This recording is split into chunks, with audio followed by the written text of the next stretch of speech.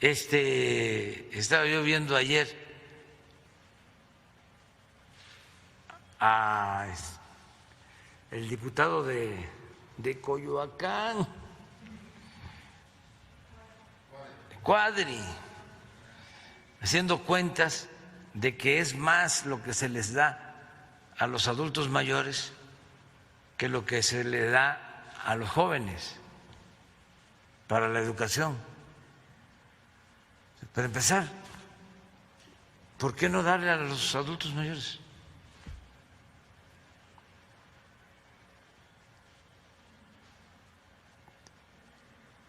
¿Por qué no? Y dice, no sé, creo que 500,000 millones, no, como 800,000 millones o 1 billón, por ahí tiene su... Sí, ¿a quién? A los jóvenes. Y 1,200,000,000 a los adultos mayores. Entonces, pues están mal sus datos. Esto, 1.2 billones a los adultos mayores. Estamos incrementando y deben de ser como 350,000 millones este año las pensiones, que es bastante, desde luego, pero bien merecido. Pero en el caso de los jóvenes, de la educación, no son 400,000, ahí sí son más de 1 billón. Imagínense lo que se invierte en educación. A ver si no tienes el presupuesto de educación.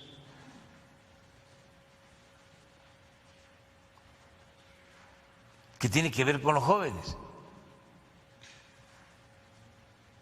Pero les molesta. Mire cómo me llama. Calígula. Y Diego Tartufo.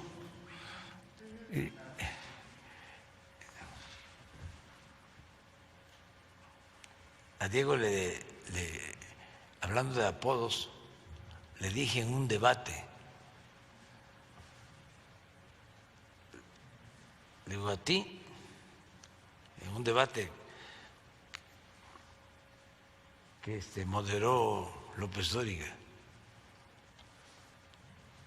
a ti te conocen,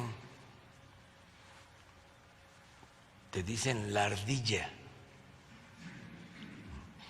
porque vives en Los Pinos.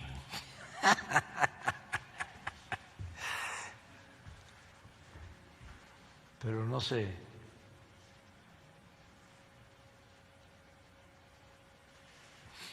La Secretaría de Educación.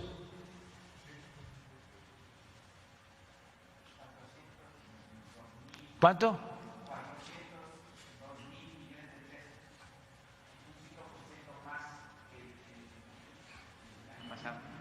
Sí.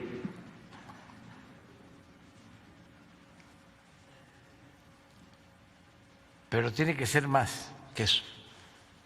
Segurísimo que es más que eso. Todo lo que es la educación, más las becas, ¿sí? Que becas y atención a los jóvenes deben de ser como 100,000 millones más. Pero bueno,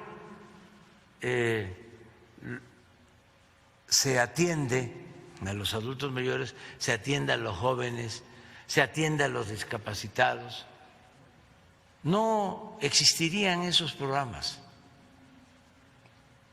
si ellos mantuvieran el poder. Los hubiesen quitado. Ahora va a ser muy difícil que los quiten porque ya están en la Constitución. Son derechos constitucionales. Así como dicen, el INE no se toca, las pensiones no se tocan.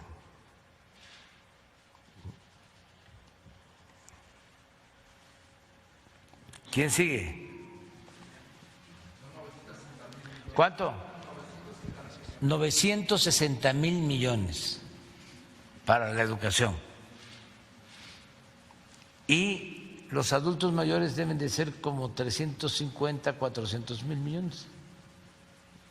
Pero aún cuando fuese 1,200,000,000, como él dice,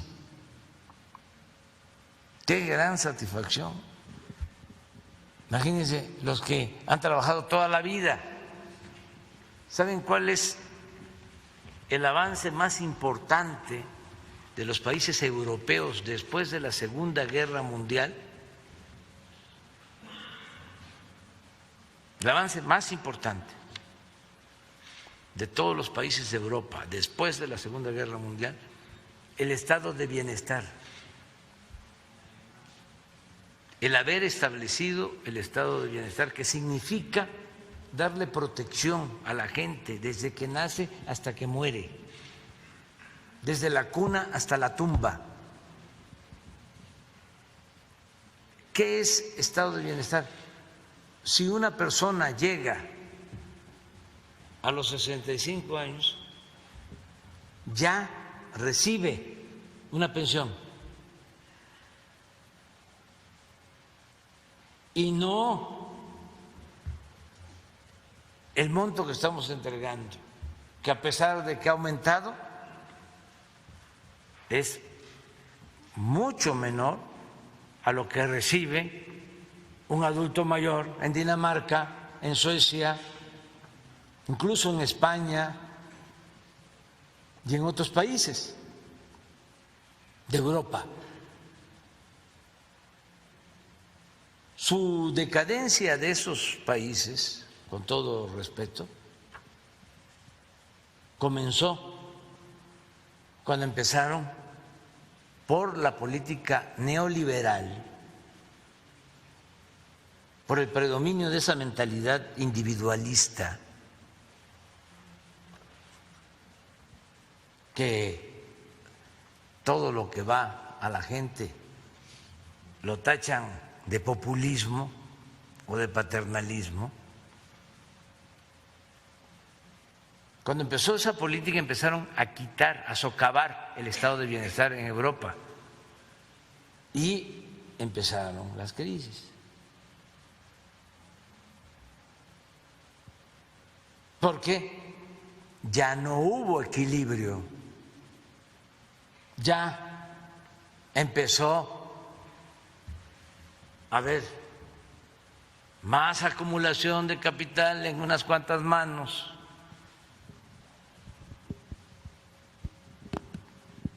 y más pobreza. Por eso nosotros queremos seguir avanzando en el estado de bienestar. Esto el conservadurismo mexicano no lo entiende. Y lo paradójico es que van a los templos, van a las iglesias y se olvidan de los mandamientos y se olvidan de la doctrina cristiana.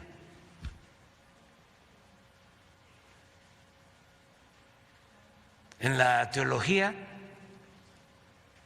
hay dos concepciones,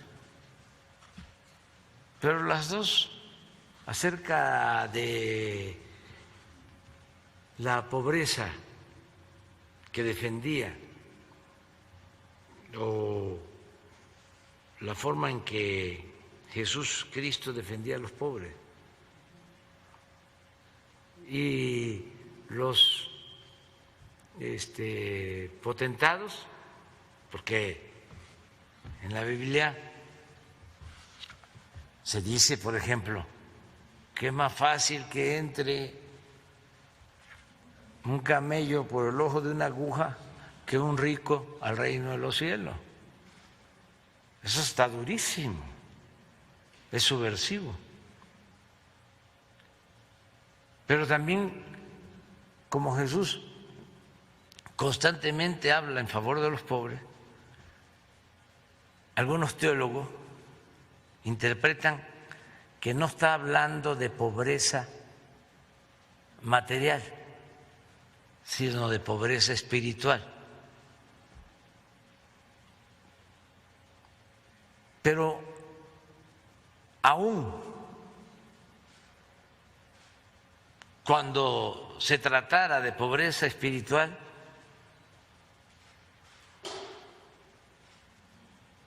¿qué? ¿No existe la pobreza espiritual? Claro que sí. Quien no es fraterno, quien no es solidario, quien es individualista, egoísta, pues padece de pobreza espiritual. Y desde luego los teólogos por la liberación pues no interpretan solo eso, interpretan de que es pobreza material, pobreza, pero que Jesús siempre tuvo preferencia por los pobres y que por eso lo seguían y lo espiaban, y eso está en los evangelios, y lo llamaban alborotador del pueblo, y por eso lo crucificaron. Y no es invención, está escrito en los evangelios. Entonces, ¿cómo estos conservadores llegan a negarle la posibilidad a una gente humilde de ayudarlo, de que salga adelante, de darle la mano para que se empareje y caminemos todos juntos, y al mismo tiempo se dicen cristianos? Son unos reverendos hipócritas.